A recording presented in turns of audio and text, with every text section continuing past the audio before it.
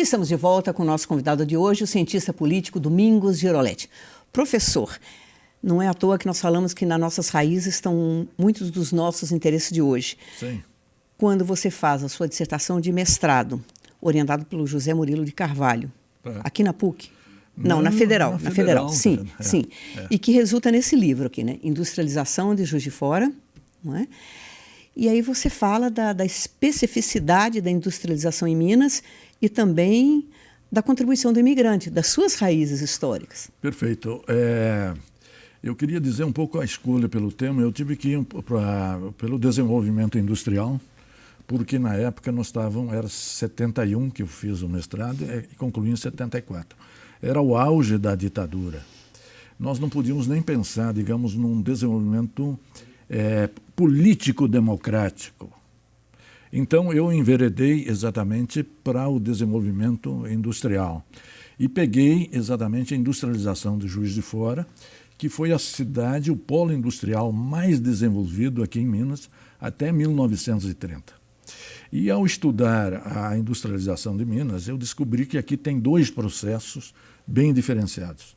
O primeiro processo desse de Juiz de Fora é semelhante ao processo do Centro-Sul, que a industrialização se dá basicamente com a mão de obra imigrante que já veio pronta da Europa.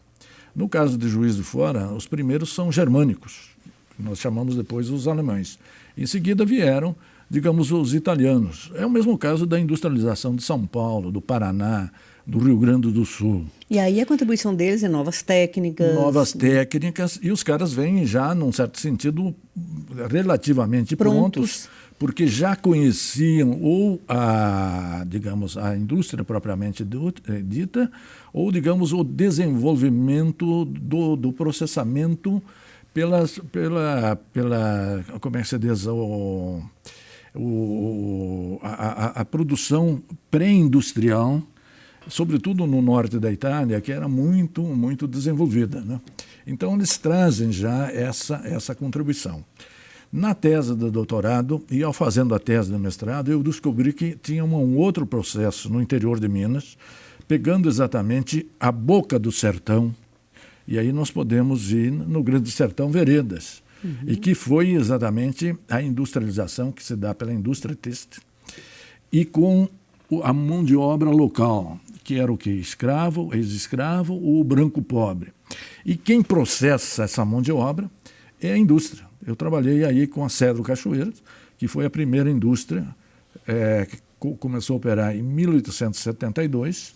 Estudei o recrutamento dessa mão de obra e estudei a estratégia de formação, que ele exatamente falava de adestramento, mas você usou exatamente o nome que se usava. É um termo até politicamente incorreto, né? Porque a gente fala de adestramento de animais, mas é que eu acho que o adestramento, principalmente na visão de certos autores, como Foucault, por exemplo, é um adestramento corporal tão violento, tem hora, Perfeito. Que ele é quase um adestramento mesmo. Sim. E você se debruçou sobre isso, sobre as atitudes, os valores e até o adestramento corporal. Corporal. Então eu trabalho formação técnica, para trabalhar não mais na enxada, mas com máquinas, num lugar fechado, regulado, controlado, formação disciplinar, e aí que você entra exatamente a conformação do novo corpo para o trabalho industrial. Nesse sentido, é um adestramento. Domingos. E o terceiro ponto é exatamente o quê?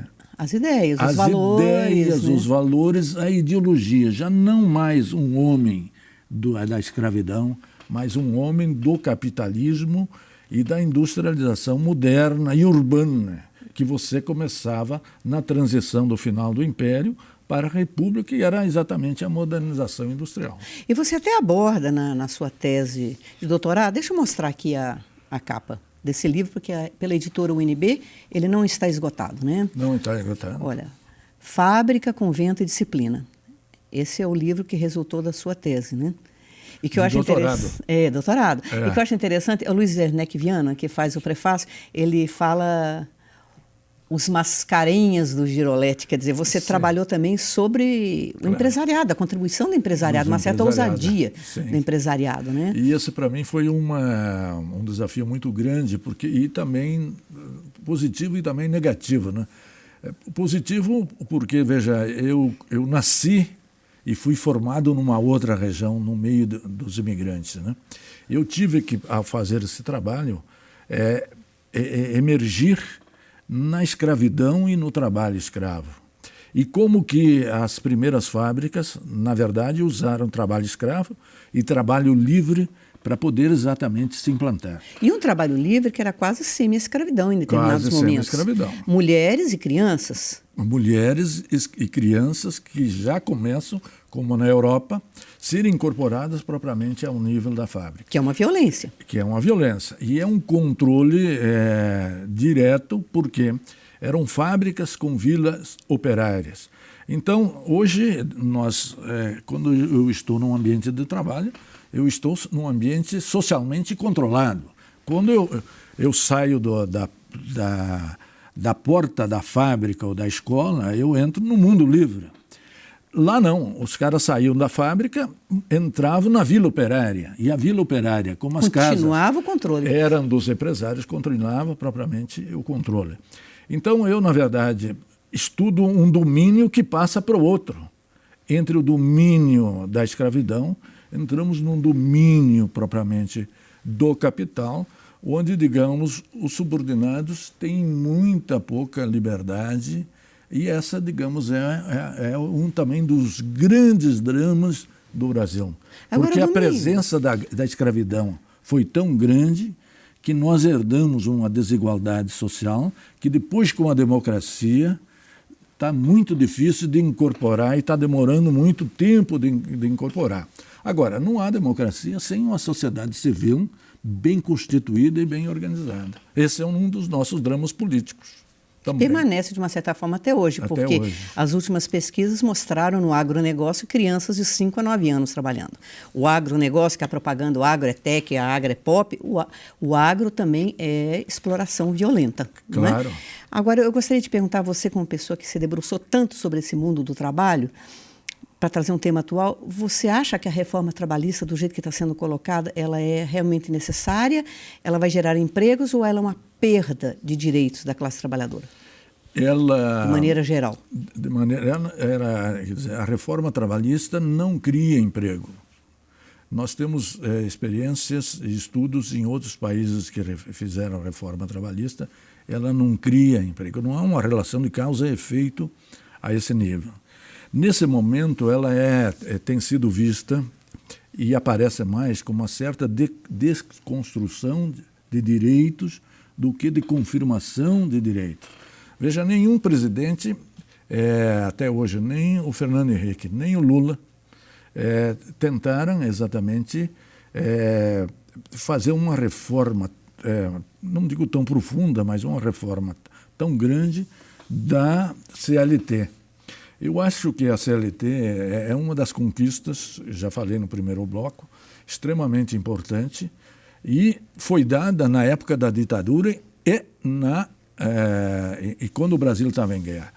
No segundo mandato do presidente Vargas, que ele queria estender a CLT ao campo, uma das razões para que ele ter sido praticamente impugnado e ele terminou se suicidando, foi exatamente impedir que esses direitos, essa nova legislação fosse para lá. Aonde que eu acho que acomete mais os trabalhadores? O fim do imposto sindical é que vai, num certo sentido, hoje nós temos 17 mil sindicatos, não precisávamos tanto. Nós não podemos também transformar sindicato e partido político um meio de vida, porque eles são fundamentais na defesa do trabalho. Até o Papa Francisco defende a importância dos sindicatos. Nós não podemos ter uma economia capitalista só do capital. Não, e olha, e a presença do sindicato é vital na defesa sim, professor, dos trabalhadores. No momento que está sendo proposto a livre negociação no sentido até do negociado sobre o legislado, você ao mesmo tempo enfraquecer o sindicato, aí a classe trabalhadora fica muito mais enfraquecida. Muito mais enfraquecida. Não sei como é que o sindicato vai reagir a isso, mas aqui nós temos também nós podemos fazer uma certa observação que, por exemplo, o novo sindicalismo veio com uma proposta para ele ser mais autônomo, mais livre, mais independente propriamente do Estado. Mas, na verdade, digamos, a experiência do governo do próprio PT, essa transformação propriamente não ocorreu. E, num certo sentido, houve um distanciamento do próprio PT dos movimentos sociais, tanto dos agricultores quanto dos movimentos sindicais. E o PT pagou esse preço. E hoje o grande apoio do PT tem sido exatamente o funcionalismo público, que não foi o apoio originário, que começou lá nas bases, com apoio inclusive da igreja. Bom, professor, nós vamos ter que fazer outro intervalo, né?